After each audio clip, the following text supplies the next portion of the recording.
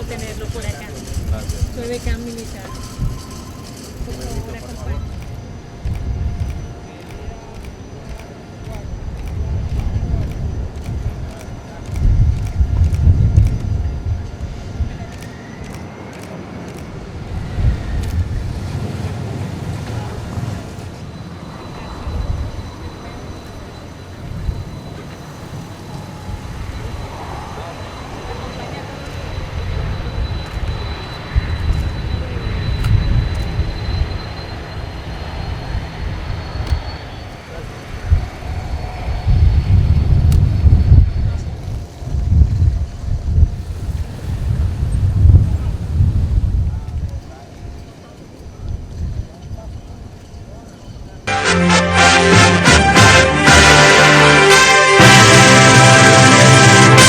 Esta es una transmisión del Ministerio del Poder Popular para la Comunicación y la Información de la República Bolivariana de Venezuela y la Red Nacional de Radio y Televisión.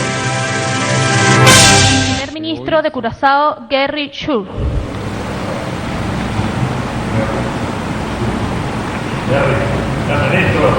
En estos momentos el ministro de Curazao, Gary Chu, saluda al presidente de la República. Repetimos, transmitimos desde el Salón Simón Bolívar del Palacio de Miraflores. El jefe de Estado venezolano está acompañado del vicepresidente ejecutivo de la República, Elías Agua, y el canciller Nicolás Maduro.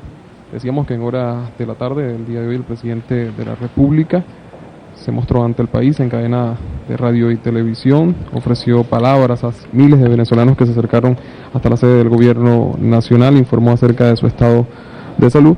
Primer ministro y ministro de Relaciones Exteriores de la Mancomunidad de Dominica, Roosevelt representantes de gobiernos de América Latina y el Caribe. En estos momentos, el primer ministro Robert Skerry, primer ministro de Dominica, saluda al jefe de Estado. Es importante decir que estas personalidades, representantes de los gobiernos de América Latina y el Caribe, están en Venezuela a propósito de la celebración de los 200 años de nuestra independencia, celebración que será efectiva el día de mañana, 5 de julio.